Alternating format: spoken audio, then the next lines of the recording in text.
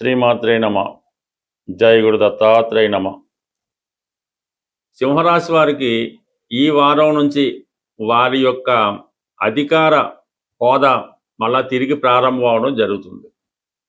అంటే మనకి ఈ వారం 17వ తారీఖున రాశ్యాధిపతి రవి రాశిలో ప్రవేశించడం జరుగుతుంది. దాంతో వీళ్ళ యొక్క కాన్ఫిడెన్స్ పెరుగుతుంది. ఏ పనైనా సమర్థవంతంగా చేయగలం అన్నటువంటి కాన్ఫిడెన్స్తో ముందుకు వెళ్ళడం జరుగుతూ ఉంటుంది. ఇది రాజకీయ రంగంలో ఉన్న వాళ్ళకి, ప్రభుత్వ అధికారులకి మరింత గుర్తింపు రావడం జరుగుతుంది. ఒక హోదా లాంటిది కూడా మీకు ఈ సమయంలో రావడం జరుగుతూ ఉంటుంది. దాంతో మీరు చాలా కాన్ఫిడెన్స్గా వర్క్ చేస్తారు. పైపెచ్చు మనకి కుజుడు, ఈ సింహరాశి వారికి కుజుడు యోగకారకుడుగా లాభస్థాన సంచారం జరుగుతుంది. అంటే ఇంతకాలంగా మీరు దేనికైతే ప్రయత్నం చేస్తున్నారో ఆ ప్రయత్నాలు ఏదో విధంగా వాయిదా పడుతూ ఆగిపోవడం జరిగింది. కానీ ఎప్పుడైతే రవి సింహరాశిలో ప్రవేశించాడో సింహరాశి వారికి చతుర్థ భావ ఫలితాలు, లాభస్థానంలో ఉన్నటువంటి రవి అంటే భూములు స్థిరాస్తులు వాల్యూ పెరగడం కానీ, వాటి వల్ల ఆదాయం రావడం కానీ జరిగే అవకాశం ఉంది. అలాగే ఇతరుల ఆధీనంలో ఉన్నటువంటి భూమి స్వాధీనం అవడం, అలాగే మీకు తల్లి తరపు నుంచి లేదంటే మీ సొంత ఊరు నుంచి రావాల్సినటువంటి బెనిఫిట్స్ అన్నీ ఈ సమయంలో రావడం జరుగుతూ ఉంటుంది.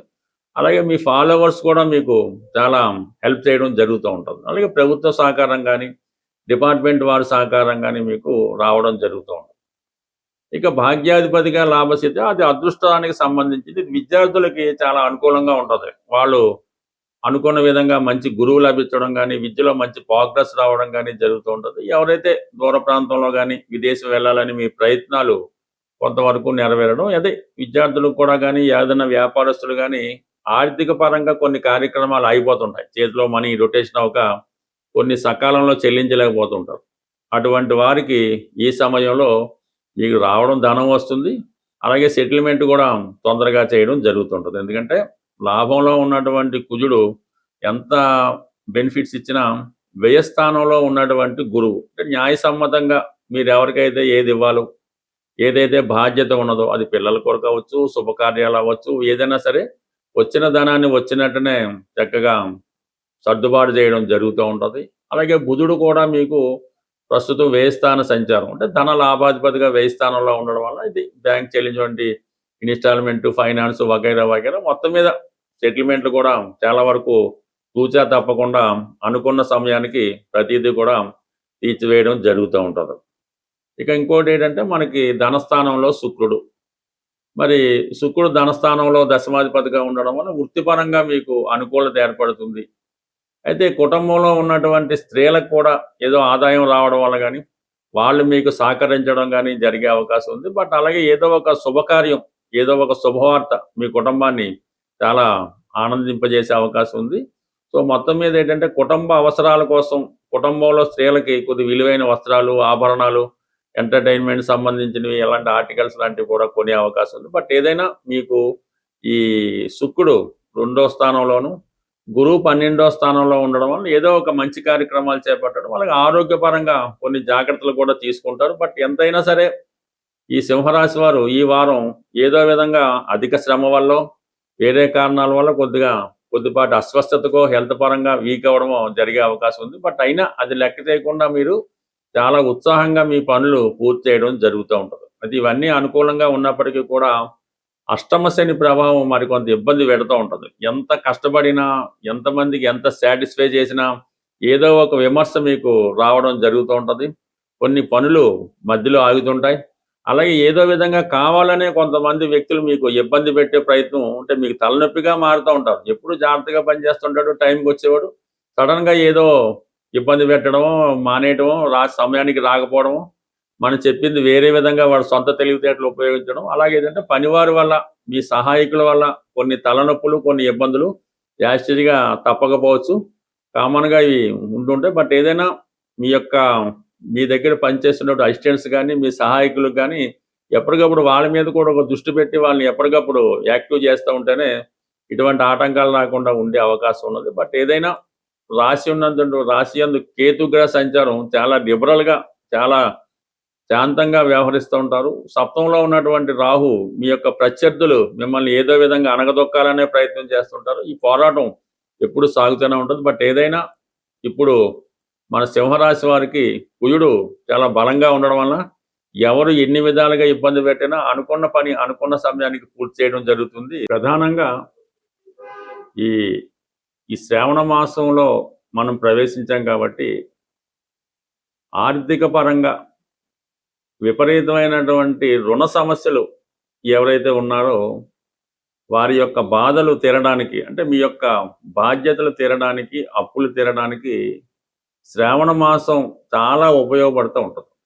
అందువలన స్త్రీ పురుష భేదం లేకుండా ఎవరైతే ఆర్థిక సమస్యలతో ఉన్నారో రేపు 18వ తారీఖున శ్రావణ మంగళవారం, అలాగే 21వ తారీఖు శుక్రవారం, శ్రావణ శుక్రవారం, అది వరలక్ష్మి వ్రతం అందరికీ తెలుసు. కంపల్సరీగా మీరు ఈ 2 రోజులే కాకుండా శ్రావణ మాసంలో వచ్చే ప్రతి మంగళవారం అలాగే ప్రతి శుక్రవారం విధి విధానంగా మీ ప్రాంత ఆచారాన్ని బట్టి నోము కానీ వ్రతం కానీ కనీసం దేవాలయానికి వెళ్ళి అమ్మవారిని అర్చించడం వల్ల చాలా వరకు మీకున్నటువంటి ఆర్థికపరమైన సమస్యలు ఈ శ్రావణ మాసంలో తీరిపోయే అవకాశం ఉంటుంది. ఎక్కువగా ఈ శ్రావణ మాసంలో శనగలు, అంటే మామూలుగా ఈ కొమ్ము శనగలు అంటారు, శనగలు అంటారు, వాటిని ఈ మంగళవారం రోజు అలాగే శుక్రవారం రోజు నానబెట్టినటువంటి శనగలు, అలాగే ఏదైనా ఒక ఫలం, అంటే నేరేడు ఇప్పుడు అవి దొరకవు, కానీ మారేడు ఫలాలు కూడా దొరకవు, దానిమ్మ ఫలం, అంటే అనేక విత్తనాలు అందులో ఉంటాయి కాబట్టి ఈ శనగలతో పాటు ఈ దానిమ్మ ఫలాన్ని తమలపాకులతో కలిపి మరి ముత్తైదువులకు కానీ స్త్రీలకు కానీ అది తాంబూలంగా ఇవ్వడం వల్ల కంప్లీట్గా మీకు ఎక్కువ ఆర్థిక పరంగా ఉన్నటువంటి సమస్యలు పరిష్కారం అవుతాయి. లేదు ఇవన్నీ మన వల్ల కాదనుకుంటే చక్కగా మంగళవారం కానీ శుక్రవారం కానీ ఓ పావు సేరో పావు కేజీయో శనగలు చక్కగా నానబెట్టి అది ఆవుకి నైవేద్యంగా పెట్టడం వల్ల, అంటే ఆవుకి ఆహారంగా పెట్టడం వల్ల కూడా మీకు ఈ రుణ సమస్యలు బయటపడే అవకాశం ఉంది. అలాగే ఇంకా అవకాశం బట్టి ఆంజనేయ స్వామి టెంపుల్లో ప్రతి మంగళవారం కూడా స్వామివారికి సింధూరంతో అభిషేకం చేయడం వల్ల కూడా మీకు ఆర్థిక పరంగా ఉన్నటువంటి సమస్యలు పరిష్కారం. అంటే ఇది శ్రావణ మాసం అన్నది లక్ష్మీ అమ్మవారికి సంబంధించినటువంటి ఇష్టమైనటువంటి మాసం. ఆ సమయంలో మీరు మరి వెంకటేశ్వర స్వామిని ఆరాధించినా, విష్ణుమూర్తిని ఆరాధించినా, విష్ణు సహస్రనామం పారాయణ చేయడం, అలాగే హనుమంతుడు అదే సంబంధించింది కాబట్టి ఏదైనా మీ యొక్క నమ్మకాన్ని బట్టి అంటే ఫలితం కూడా తొందరగా రావడం జరుగుతుంటుంది. అలాగే శ్రావణ మాసంలో కూడా మనం కార్తీక మాసంలో ఉన్నట్టే చాలా నియమంగా శుభ్రమైన వస్త్రాలు ధరించడం, అలాగే ఆహార పదార్థాలు కూడా సాత్వికమైనటువంటి ఆహారాన్ని తీసుకోవడం, కొన్ని విషయాలకి దూరంగా ఉండడం, ఇక ప్రధానంగా స్త్రీలని చిన్నపిల్లల్ని గౌరవించడం, తల్లిగారి ఆశీర్వాదం తీసుకోవడం, ఇవన్నీ శ్రావణ మాసంలో చేయడం వల్ల అంటే మీరు స్త్రీల నుంచి అనుకూలత పొందాలి, వారి యొక్క ఆశీర్వాదం తీసుకోవడం వల్ల కూడా ప్రతి ఒక్కరికి కూడా మంచి ఈ ధనయోగం ఏర్పడుతూ ఉంటుంది, అదృష్ట యోగం కలుగుతూ ఉంటుంది, ఆర్థిక పరంగా ఉన్నటువంటి సమస్యలు పరిష్కారం అవడం జరుగుతూ ఉంటాయి. అలాగే ఎవరైతే నిరుద్యోగులుగా ఉన్నారో వాళ్ళు కూడా ఈ సూర్య సంక్రమణం జరుగుతుంటుంది ప్రతి నెల ఒకసారి. ఇంచుమించుగా ఈ 17వ తారీఖు, ఈ ఆగస్టు 17వ తారీఖు ఇదే నెలలో రావడం జరుగుతుంది. ఆ సూర్య సంక్రమణం జరిగే రోజు కంప్లీట్గా మీరు ఉపవాసం ఉండవలసి ఉంటుంది. ఉపవాసం ఉంటూ ఆ సూర్య భగవాను ఆదిత్య ఉదయంతోనో సూర్యాష్టకంతోనో పారాయణ చేసుకుంటూ అది మీ తండ్రి గారిని కానీ గురువు గారిని కానీ వారి యొక్క ఆశీర్వాదం తీసుకోవడం వల్ల మీకు తొందరగా ప్రభుత్వ ఉద్యోగం కానీ ప్రైవేట్ ఉద్యోగం కానీ వచ్చే అవకాశం ఉంది. ఇది ఒక నెలతో సరిపోదు. ప్రతి సూర్య సంక్రమణం రోజు విధి విధానంగా మీరు మీ ఆచార ప్రకారం పెద్దలు చెప్పిన దాని ప్రకారం సూర్య భగవాన్ని ఆరాధించడం వల్ల కంప్లీట్గా మీకు అటు అనారోగ్య సమస్యల నుంచి బయటపడతారు, నిరుద్యోగ సమస్య నుంచి బయటపడతారు, మంచి సంస్కారం, మంచి ఆరోగ్యం, మంచి యశస్సు మీకు రావడం లభిస్తుంది. స్వస్తి.